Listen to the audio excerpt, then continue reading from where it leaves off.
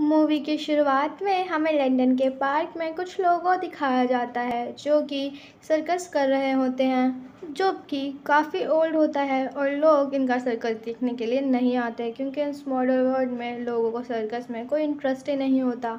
इस सर्कस को 4 लोग मिलकर चलाते थे, जिसमें से एक इनका लीडर डॉक्टर पेरेनाइसिस और एक उनकी बेटी जिसका नाम वैलेंटीना होता है। इसमें एक छोटा कद वाला इंसान जिसका नाम गैरी और एक लड़का जिसका नाम बैन होता है। बैन अपना करतब दिखाकर लोगों को आकर्षित करने की कोशिश करता है, लेकिन वहाँ लोग तो नहीं आते, लेकिन कुछ नशेड़ी बच्चे ज़रूर आते हैं जो कि वैलेंटीना को घूर रहे होते हैं। उनमें से एक शराबी वैलेंटीना को परेशान करने लगता है। वैलेंटीना उससे बचने के लिए एक मिरर के अंदर चली जाती है जो कि एक जादुई मिरर था। उसके पीछे पीछे वो शराबी भी वैलेंटीना के उस मिरर के अंदर चला जाता है। वैलेंटीना उसे चकमा देकर मिरर से वापस आ जाती है, लेकिन वो शराबी वहाँ से वापस नहीं आ पाता। हम देखते हैं कि मिरर के अंदर उस आदमी के साथ बहुत सारी अजीब हरकतें हो रही होती है। उसके पास 2 रास्ते होते हैं, या तो वो अच्छाई की तरफ जाए और या तो एक बार की तरफ चल जाए। वो अच्छाई की तरफ तो नहीं जाता, एक बार के अंदर चला जाता है। बार के अंदर एक ब्लास्ट होता है, उसके बाद वो आदमी वहाँ से गायब हो जाता है।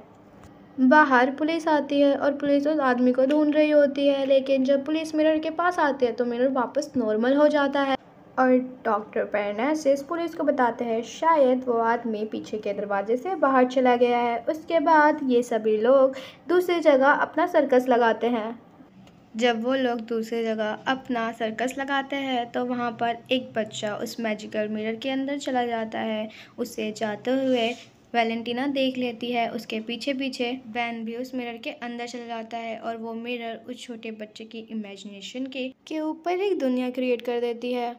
बाहर उस बच्चे के पेरेंट्स उस बच्चे को ढूंढ रहे होते हैं, तभी बैन बाहर आता है और एक पर्दा सबके सामने गिराता है और उसमें से उनका बच्चा बाहर निकलता है।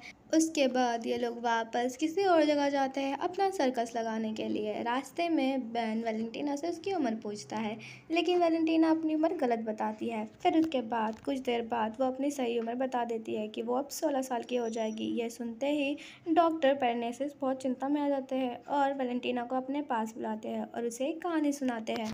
डॉक्टर पेरेनाइसिस उसे बताते हैं कि आज से कई साल पहले यह और इनके शिक्षक एक मंदिर में रहा करते थे, जहाँ पर ये लोगों को कहानियाँ सुनाया करते थे और बताते हैं कि ये यूनिवर्स कहानियों पर ही टिका हुआ है। जब तक कहानी रिपीट होती रहेगी ये यूनिवर्स सही चलता रहेगा।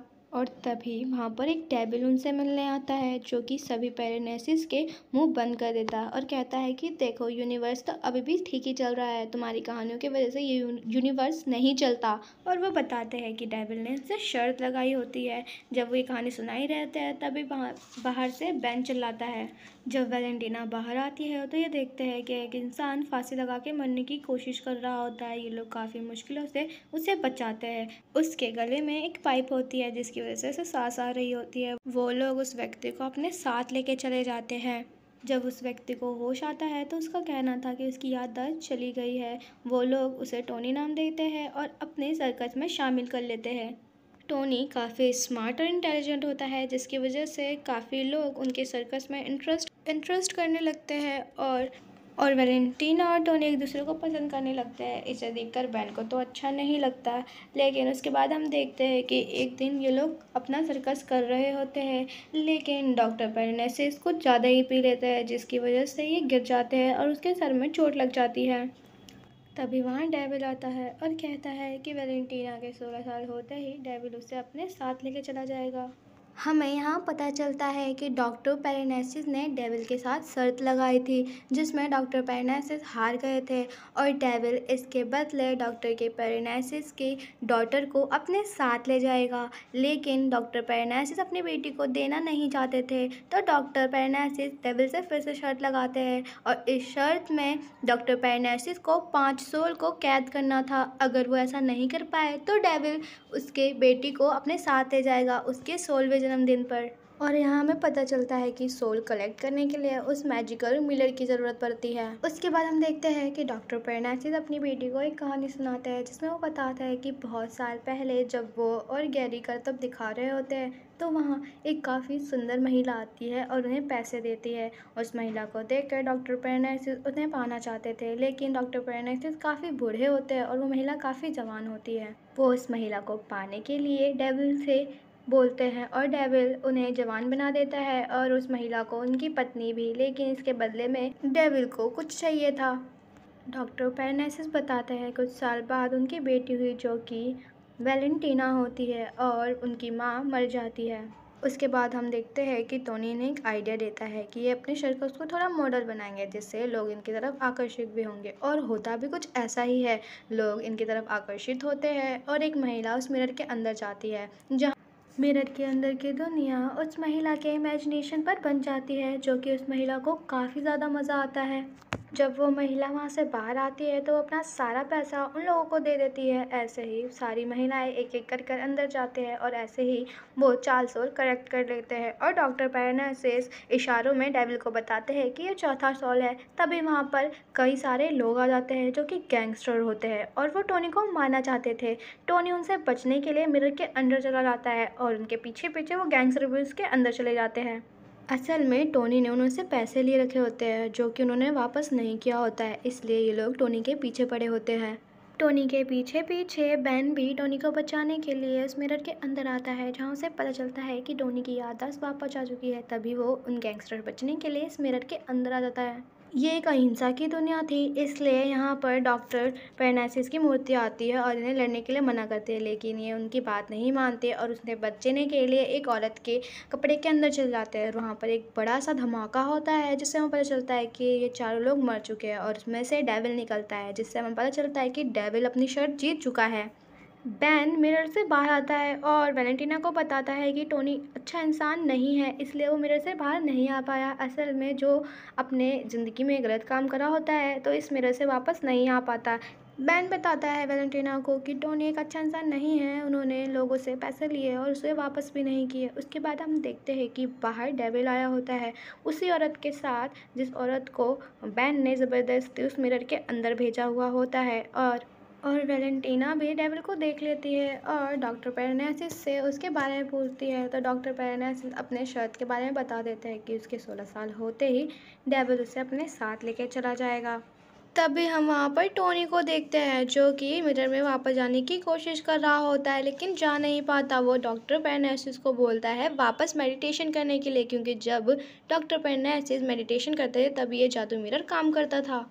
डॉक्टर पेरेनाइसिस मेडिटेशन करते हैं और टोनी वैलेंटीना को लेकर उस जादुई मिरर में चल जाता है, क्योंकि वो अपनी ख्वाबी दुनिया में वैलेंटीना के साथ रहना चाहता था। उस जादुई दुनिया में टोनी एक बहुत अमीर इंसान होता है और वैलेंटीना उसकी पत्नी। इस ख्वाबी दुनिया में टोनी और वैलेंटीना की ज़िंदगी अच्छी चल ही रही होती है। तभी हम वहाँ पर बेन को देखते हैं जिसके हाथ में न्यूज़पेपर की कटिंग होती है और उसमें लिखा होता है कि टोनी एक अच्छा इंसान नहीं है। उसमें लिखा होता है कि टोनी ने चैरिटी के नाम पर छोटे बच्चों के पैसे लेकर भाग गया था, इसलिए वो तीनों लोग इसके पीछे पड़े हुए थे। जैसे ही वैलेंटीना को टोनी की सच्चाई पता चलती है, टोनी की एक ख्वाबी हुई दुनिया धीरे धीरे नर्क में बदलने लगती है। उसके बाद हम देखते हैं कि बेन एक खाई में गिरने वाला होता है। वैलेंटीना उसका हाथ पकड़ती है लेकिन वो फिर भी उस खाई में गिर जाता है। तभी वहाँ पर डेविल आ जाता है जो कि वैलेंटीना को अपने साथ लेके जा रहा होता है, लेकिन ये देखकर डॉक्टर पेरेनाइसिस बिल्कुल खुश नहीं थे। इसलिए डेविल डॉक्टर पेरेनाइसिस से एक शर्त लगाते हैं कि अगर वो वैलेंटीना के बदले टोनी की सोल उसे दे दे तो वो वैलेंटीना को अपने साथ नहीं लेके जाएंगे। इसलिए डॉक्टर पेरेनाइसिस एक चाल चलते हैं। वो एक पाइप अपने गले में डालकर फांसी पर लटकने चले जाते हैं, लेकिन टोनी उन्हें ऐसा करने नहीं देता और वो डॉक्टर पेरेनाइसिस की जगह फांसी पर चढ़ जाता है अपने गले में एक लोहे की पाइप डालकर। लेकिन उसे नहीं पता था कि डॉक्टर पेरेनाइसिस ने उसे ट्रिक किया है और उसको असली पाइप की जगह नकली पाइप दे दिया और इससे टोनी की जान चली जाती है और वैलेंटीना की जान बच जाती है। जब डॉक्टर पैरनाइसिस डेविल से अपनी बेटी के बारे में पूछता है तो वो कहता है कि अपनी बेटी को खुद ढूंढ लो। इसके बाद कहानी आगे बढ़ती है और हम देखते हैं कि डॉक्टर पैरनाइसिस भीख मांग रहे होते हैं। तभी वहाँ से एक लड़की उन्हें भीख देते हुए निकलती है। जब वो लड़की का पीछा करते हैं तो उन्हें पता चलता है कि ये उनकी बेटी वैलेंटीना है, जो कि अब बहुत खुश है। वहाँ पर गैरिन भी होता है। वो कहता है कि तुम अपनी बेटी से मिलना नहीं चाहोगे, लेकिन डॉक्टर पैरनाइसिस उन्हें दूर से ही देखकर खुश होते हैं और यहीं पर ये मूवी ख़त्म होती है। गाइस, अगर आपको मेरी एक्सप्लेनेशन पसंद आई है तो मेरी वीडियो को लाइक और चैनल को सब्सक्राइब नहीं किया है तो कर लेना। मैं आपसे मिलती हूँ नेक्स्ट वीडियो में, तब तक के लिए बाय।